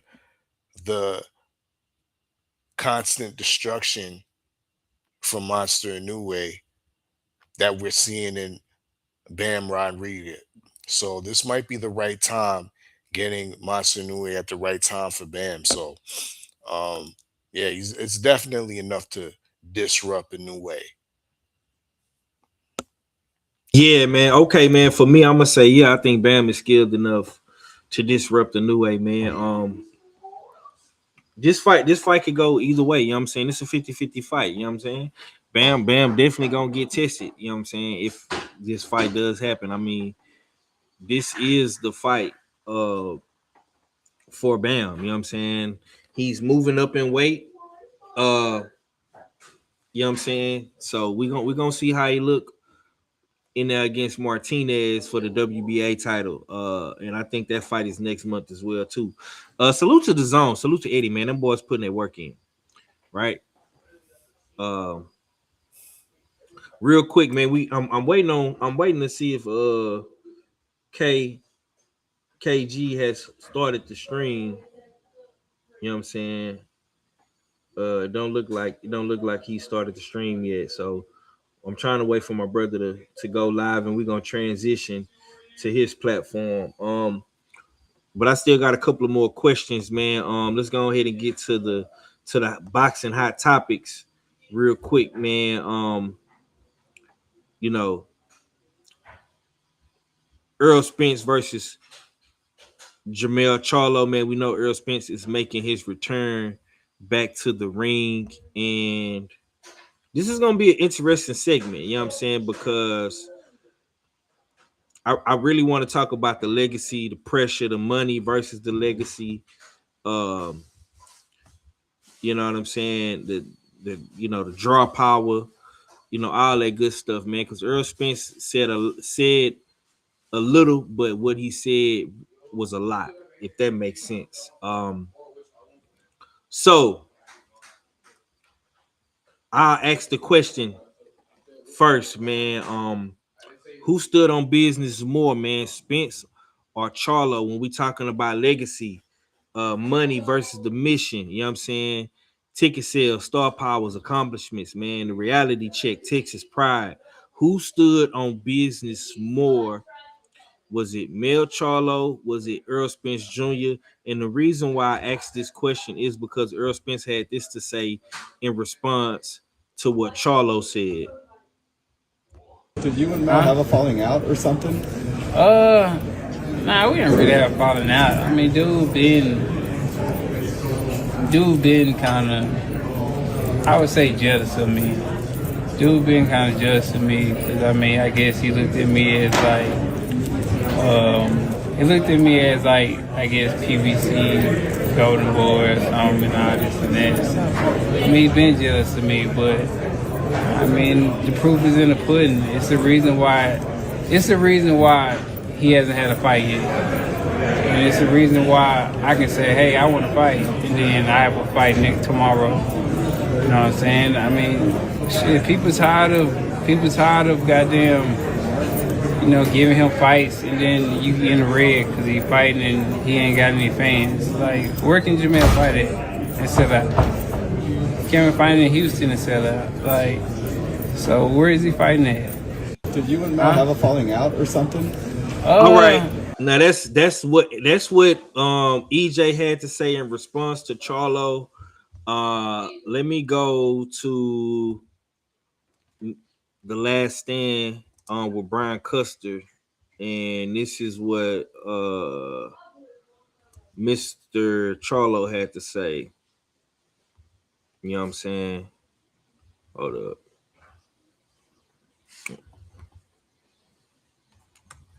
Let's pull it up real quick. Last Stand podcast. Let's go to Charlo clip.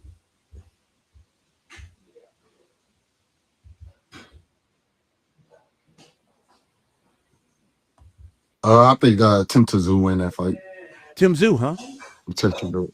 If it's the Earl Spence that I know and the styles make fights, man, they don't get into no head butts and no head clashes. And man, just going by the last fights, just go by the last fights and what they have done. I know Earl hasn't fought in a long time, and I personally don't think he looked too good against Ugas. And when he fought Ugas, I seen a little bobble, that discombobulation in between the equilibrium. So I thought, maybe Earl gonna take a couple more fights and be done. I don't need to fight Earl Spence, and I don't care to fight Earl Spence. We want to fight them hungry dogs that I could prove a point, knock them the fuck out like what we did back in the days when we said keep running your mouth. Who do you think wins between Tim Tszyu and? Okay, that's one male clip, man. I'm gonna hold off right there. You know what I'm saying? I'm gonna hold off right there, man. All fella. What you got, man? Who stood on business more, man? Spence or Charlo, man? How do you feel about what's going on currently between the Texas natives, the Texas rivals, and Earl Spence and Charlo? If you was to look back and look at both their careers, who do you think stood on business more? This is a loaded and easy question. We're gonna have to, of course, go with the big fish standing on business and continuing to stand on business. He was one of the major reasons why the super fight in the welterweight division between him and Bud Crawford was able to come to fruition. He did that. He was a great champion, unified champion before that fight, fighting the best welterweights that the PBC and outside of the PBC could provide, and got rid of them and fought at a level that deemed him of a pound for pound talent.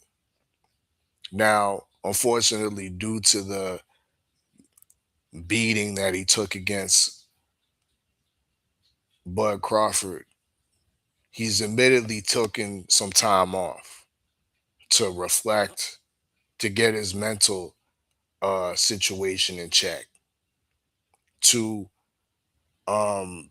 enlist a new trainer, take time to acclimate to that new trainer, and now he's ready to go, standing on business, not being a diva. A lot of us Errol Spence fans can easily say, why is he taking this fight, and why is this fight not being done in Texas, where he could sell out an arena easily? He could sell out the American Airlines Arena in Dallas. he can easily sell out, and that's being on a 3-year layoff. Maybe Texas, maybe the AT&T Stadium, Jerry's World, might be out of the question right now, being that he's been uh, on the shelf for so long. But he is decided to take this fight in Australia against one of Australia's favorite sons in Tim Tszyu. Opportunity knocks. Of course, when there's 55,000 fans that are going to be filling up a Australian rugby or football stadium, that's a great opportunity. So he's the man that's standing on business. Charlo is lying down on business and been lying down. You know what I mean?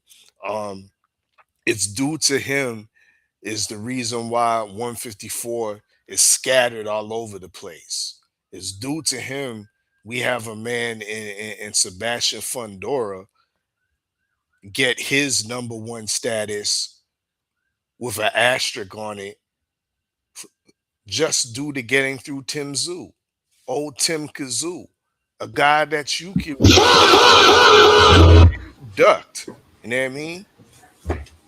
So you're the reason why a guy named Josh Kelly has a belt, right? Belts all scattered all over the place at 154. Reason why Xander Zayas, one of the youngest champs in charge, got 2 belts. You know what I mean? You out here lying on your lineal status, figuratively and literally. Spence standing on business. Yeah, for me, like I say, man, this is by far one of the easiest no brains. You know what I'm saying? Who stood on business, man? Of course, man, EJ all day. And that's coming from an H-Town dude just on some Texas business. Like, you gotta give EJ his card, right? The reason why I say that, bro, is simply because EJ really put the emphasis on sticking to the mission, sticking to the code. Yeah, we gonna get the money, we gonna look good, we gonna pop our ish, but we gonna stick to the mission. You feel me? And he did it with Texas pride. I'm working on something new, y'all. I got these fight cards that I'm trying to make. And this was one of the first ones that I put together. When you look at option 2, right? Money versus the mission. What I talk about all the time. I say legacy versus the money. Or you can go money versus the mission. What was the mission for Earl Spence Jr.? The mission was always to be undisputed. If you ask me, I think that kind of rubbed off on Mel. I think when Mel started going around Earl Spence and going to train with him and Derek in Dallas, and Earl Spence was telling him, hey, bro, this what it is. This what I'm doing. I'm gonna go get all the belts on my side, and then I'm gonna go get that belt from Bud. Feel me? I think that kind of rubbed off on Mel. I could be wrong. You know what I'm saying? But I study timelines, I study storylines, I study patterns. In Mel Charlo, the pattern that I seen is when Mel Charlo got with Derek James and got around EJ, they both was on the same mission. You understand me? They was both on the same mission. But one was doing it a little bit more better than the other. One is gonna outshine the other. That's just the way of life. The mission was still the same, but one was doing it on a bigger scale. You understand me? Because I was a guy that was going to these fights. If you've been following my channel, I went to the Mikey Garcia fight. I went to the Ugas fight. I went to the Brian Castano one. You had Mel, who is a Houston dude, fighting in San Antonio. I didn't understand that. You understand me? I didn't understand the H-Town nigga fighting in San Antonio. And this ain't no disrespect to San Antonio, but what the fuck a Houston nigga got to go to San Antonio for? You know what I'm saying? I ain't got no problem with San Antonio, but I'm just saying, like, we from Houston, Jack. This is H-Time. What the fuck we got to drive 2 hours away for to see Mel fight? You know what I'm saying? A Dallas nigga ain't Earl Spence ain't have to go to San Antonio. Why the fuck we got to go to San Antonio? It's little things like that. You understand? That make me wonder, right? But the mission was always the same for these two individuals. I just think one did it a little bit better. He wore it a little bit better, right? It's just like if me and R fella, we get on usualsuspect6.com and we get our drip. We both on the same mission of rocking the brand, but R fella might wear it a little bit better than me. I might wear it a little bit more better than R. You feel me? That's just the way the shit go, right? So I think EJ stood on business a little bit more, man, because like I say, that Texas pride, man, he just it's like Mel kind of lost his way along the way, bro. And that kind of did that kind of fuck with me. You know what I'm saying? I didn't like some of the shit Mel was doing. Right? I didn't like a lot of shit EJ was doing. Both of them made mistakes. But the one thing I can say about EJ though is that EJ, despite all of the shit he did, EJ never turned his back on his day ones, man. Never. Mel, you lost your way, homie. You forgot where you came from. You forgot about the guys that was buying your merchandise, subscribing to your YouTube channel. You know what I'm saying? You forgot about niggas that supported your brand. The Lions Only brand, keep running your mouth. You lost your way, bro. So for me, I'm gonna say EJ all day, man. It ain't even close, man. All right. What's harder? Becoming undisputed or beating elite names consistently?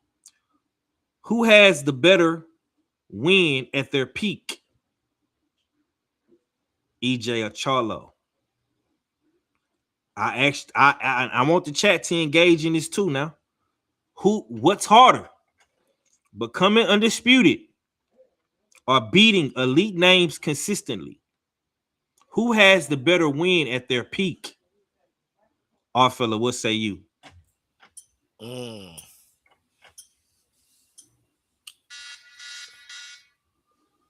EJ has the better win.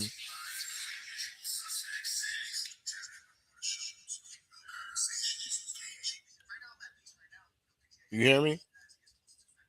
Yeah.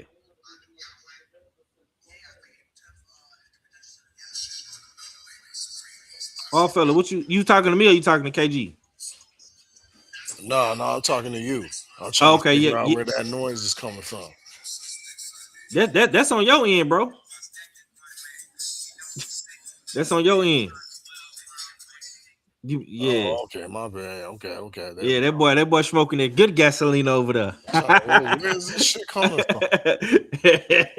And my phone just started playing. Yeah. Hey, but you got So that US6 playing in the background, so I ain't mad at you, man. yeah, no Yeah. copyrights. You know what I mean? Yeah. But I would have to say EJ edges this one out. Um, we're talking about consistently fighting the elite names. Um, being unified. EJ didn't go all the way undisputed. He fell short of that.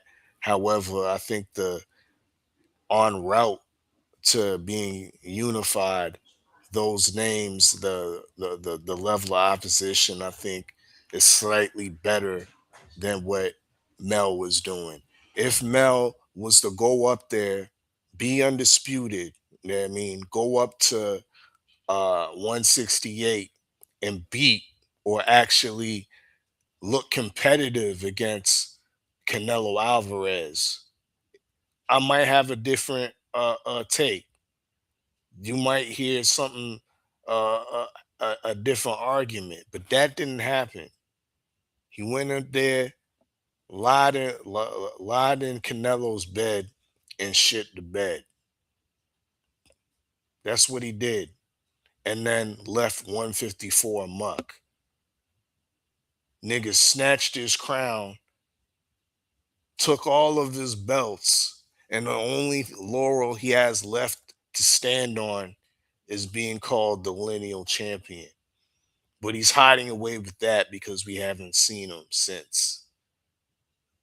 So to circle right back, EJ is consistently fought the better names. So he has the better win at his peak, and that's Sean Porter in my opinion. Okay. I think this will be different, man. You know what I'm saying? I'm getting out the bus with you, man. You know what I'm saying? I'm getting out the car. Let me out. All right, I'm getting out. You know what I'm talking about? Yeah, because the money and the mission was the same. EJ did it a little bit better, right? But who complete the mission? Who really completed the mission? You know what I'm saying? What's harder? Becoming undisputed? Obviously, it was way harder for Earl Spence to become undisputed than it was Charlo, right? I beg to differ for the fact that times have changed in the 154 Shark Tank. It never was a Shark Tank. It was a good division. Man, Back I'm so when cold EJ with this was running shit. things, when I'm so EJ cold was with this running shit. I things, got a Bud fan taking up for EJ. Go ahead. 147 was running shit. Was a real glamour division. Real fighters were populated in 147 at welterweight. 154 is not the same division. Could Charlo do the same thing he did with the likes of Xander Zayas, Boots, Josh Kelly, Charles Conwell, Deep, Madrimov, Tim Zoo, who he ducked the shit out of young Baki. Could he do that and go undisputed then within that gauntlet? Nah. Times have changed, bro. So EJ for the win. Yeah, like I said, man, what's harder, becoming undisputed or beating elite names consistently? One became undisputed and one beat elite names consistently. Whichever one you deem harder is on you. But the facts of the matter is, becoming undisputed for Earl Spence was a little bit more harder. Correct? He ran into a guy named Terrence Bud Crawford that obliterated him, destroyed him, made him look fucking stupid, made all of the Earl Spence fans look crazy. And that's just That's just how the dice roll sometimes, right? We had to take that on the chin, roll with the punches, and keep our head up and keep pushing. Cool. I ain't got no problem with that, right?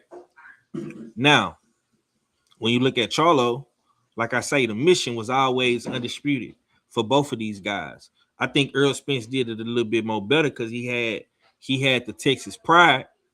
You know what I'm saying?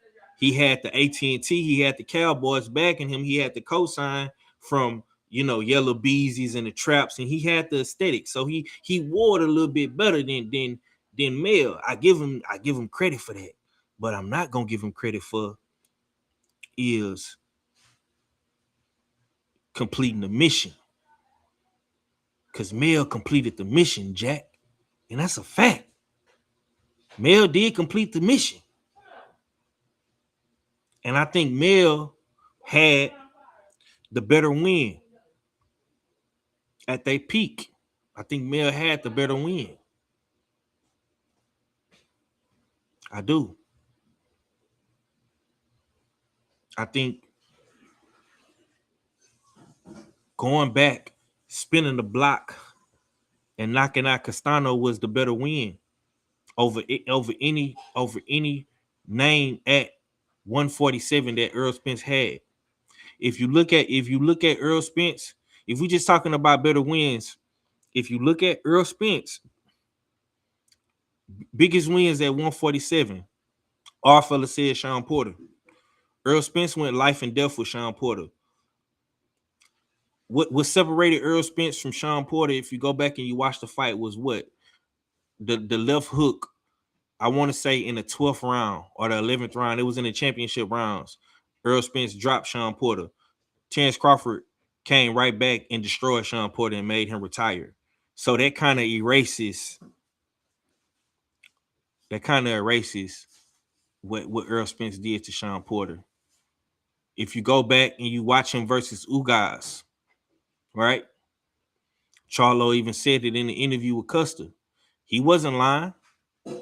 He wasn't lying. It might seem like he hating, and Queen even agreed with what he was saying. He was off a little bit on that fight. Look, we got nervous. I'm not gonna lie to you. I was in the building for that, man. I was nervous when Ugas caught EJ with that shit. Knocked his mouthpiece out, knocked his equilibrium off. I was nervous for that. This ain't no hating. This real shit. And like I say, I love both guys equally the same. But if we keeping it real, bro, Mel had the better win, bro. He did. That was Brian Castano, gang. Now, people might don't agree with what I'm saying, bro, but like I say, Mel completed the mission, bro. Even though it probably didn't look as good as what Earl Spence did, aesthetic-wise, he didn't have a football team endorsing him. He didn't have the rappers co-signing him. He didn't have all the glitz and the glamour like Earl Spence had, bro. But he completed the mission. You know what I'm saying?